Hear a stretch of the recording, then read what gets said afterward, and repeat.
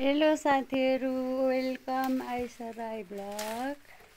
आज चाहिँ म भ्लग मेरो गाउँबाट स्टार्ट गर्दैछु। अनि आज चाहिँ म अहिले चाहिँ गोठमा होइन, अनि गोठमा आएर पनि यिनीहरूलाई चाहिँ घाँस सास झुन्डाएर खोले पानी गरेँ।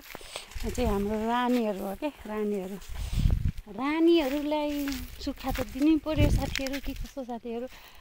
अनि म चाहिँ अहिले धान बाँध्न जान लागेको, किनकि भोलिदेखि पानी पर्छ भनिरहेछ। यो चाहिँ मेरो गाउँ। अनि कोदो चाहिँ यस्तो भइरहेछ साथीहरू। अनि गाउँको भ्यू चाहिँ यस्तो छ अहिलेलाई चाहिँ। म चाहिँ अहिले अब धान बाँध्न जान लागेको साथीहरू। हाम्रो चाहिँ रायोको साग यस्तो भयो, हजुरहरूको कस्तो छ। अनि त्यहाँ चाहिँ मुला पनि सानो सानो रहेछ। अनि चाहिँ रायोको साग सम्पर्क गर्नु है साथीहरू, साग खाने जतिले।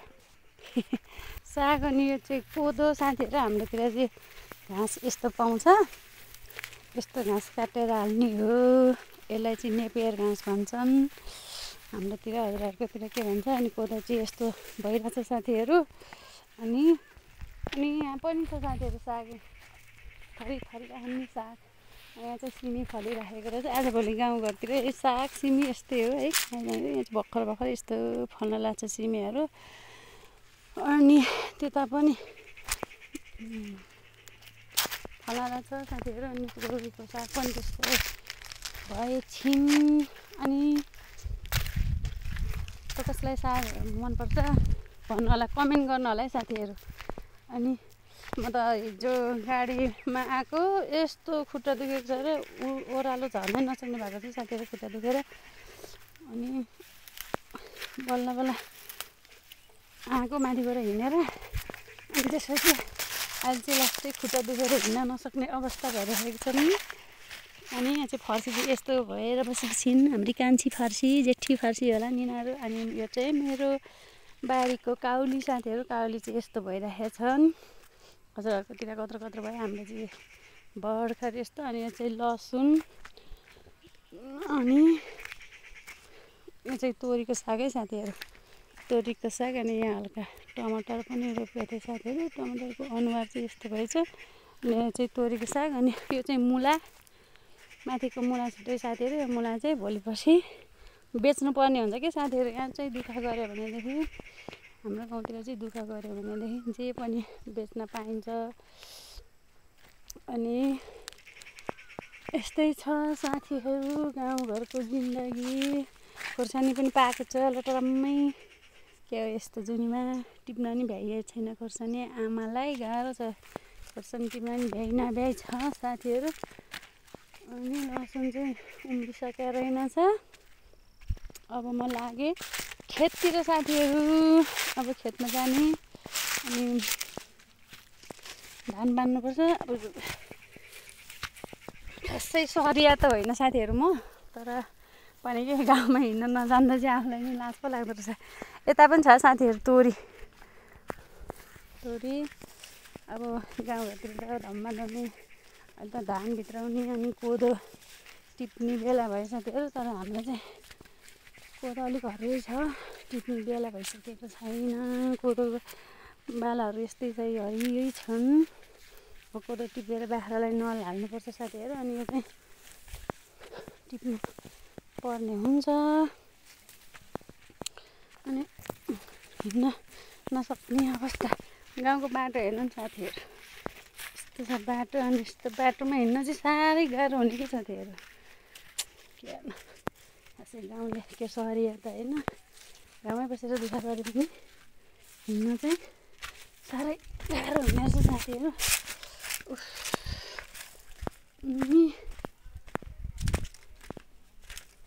धनियाँ काँटे धनियाँ हेर्नु न साथीहरू।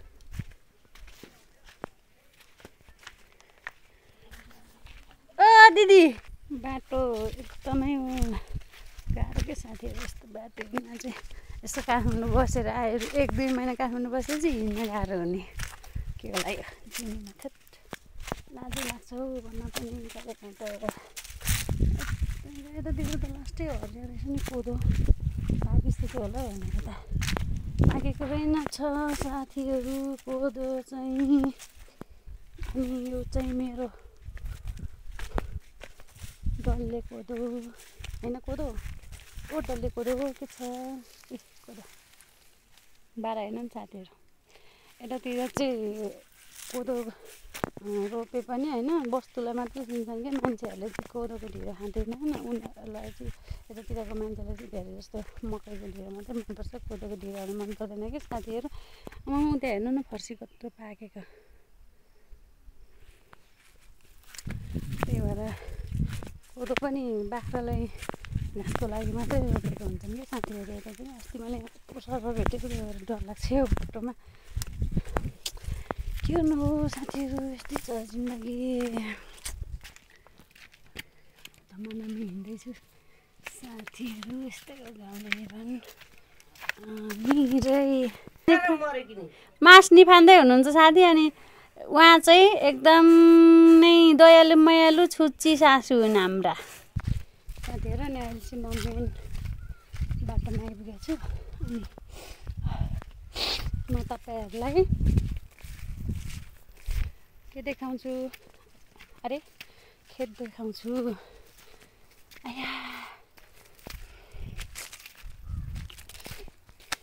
यो कराको मकै साथीहरू मैले मेरो ढाड खुर्सिने गरी बोकेकी छु अनि कोदो पनि यो कोदो रोप्ने दिन यस्तो घाम लागेको साथीहरू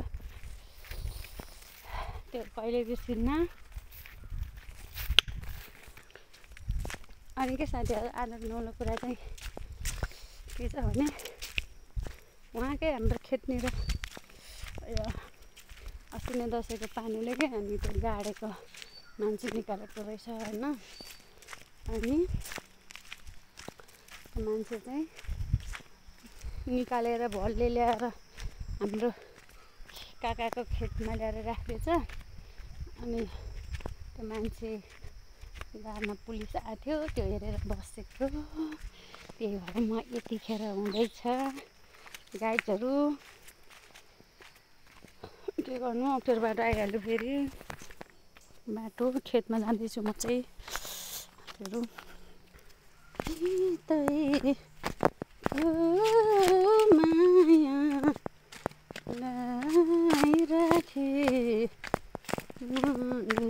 आजदेखि ठुलो पानी पर्छ भन्ने सूचना देखाएको साथीहरू उसमा के अरे समाचारमा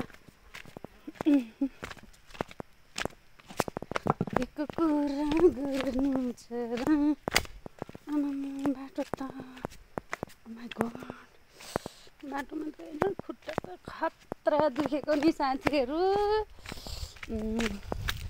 किन गाउँमा नबसेको जस्तो नभन्नु होला तर म गाउँमै बस्न चाहिँ प्रायः जस्तो भन्दा पनि खेतीपाती गर्न कहिलेकाहीँ आउँछु अनि प्रायः जस्तो खेती लाउने बेला र उठाउने बेला चाहिँ मेरो चाहिँ हुन्छ क्या साथीहरू होइन अनि काठमाडौँ 2-3 महिना बसे पनि तर कस्तो हात खुट्टा दुख्छ कि मलाई चाहिँ एक दिन आयो अनि 2-3 दिनसम्म नै खुट्टा दुखेर बस्छ साथीहरू खेत हेर्नुहोस् है साथीहरू हाम्रो यस्तो देखिन्छ हेर्नुहोस् धान पाकेर यस्तो भएको हेर्नुहोस् पानी पर्छ भन्दैछ धान काट्दैछन् क्याचमा लाग्यो हे ताईको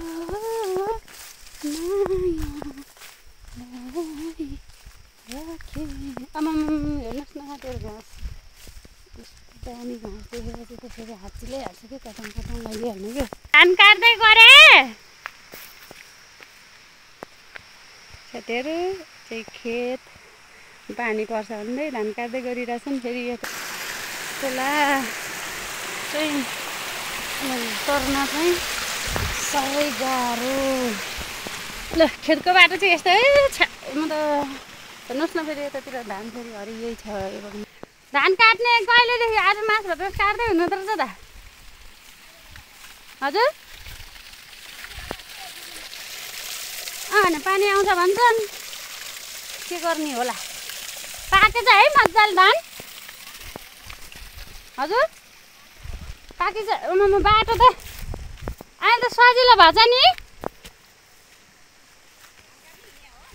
म होइन कहिले आउनु तपाईँ ए अङ्कल त उतै हुनुहुन्छ होला नि ए म त धान काटे र बाउहरूले वहाँ चिलाउनेमा अनि त्यो उठाएर राखिदिनु पर्यो अनि के अरे पानी आयो भने पालमा हालिदिने क्या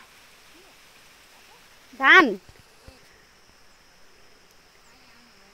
यो चाहिँ हाम्रो खेत साथीहरू म हिजो आएको यही धानहरू काट्न आएको पानी पर्छ भन्छन्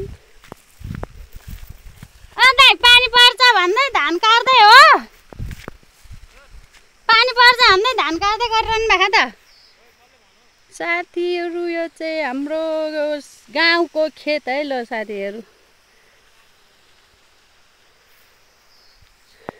यो चाहिँ हाम्रो गाउँको खेतहरू अनि हाम्रो धान चाहिँ यस्तो छ यो चाहिँ नकाटेको धान हो साथीहरू काटेको धान तातो बिटा लाउँदैछन् यस्तो साथीहरू आजलाई यति नै म अहिले बिटा लाउने ठाउँमा गएर नेक्स्ट भिडियो बनाउँछु अनि त्यसपछि मलाई म एडिट चाहिँ गर्दिनँ होइन एडिट गर्न आउँदैन मलाई मैले फर्स्ट टाइम हो अनि केही सल्लाह सुझाव गरिदिनु होला साथीहरू हेरिदिनु होला चाहिँ हेर्नुहोस् न गाउँ तर माथिदेखि माथिबाट देखिन्छ गाउँ चाहिँ यहाँबाट चाहिँ खेत मात्रै हो खेत चाहिँ ठुलो फाँट छ क्या साथीहरू यता चाहिँ त्यही भएर हो साथीहरू हस्तो साथीहरू अब म चाहिँ अहिलेले चाहिँ बाई बाई गर्छु आजको लागि भिडियो यतिकै फेरि अर्को भ्लगमा भेटौँला बाई बाई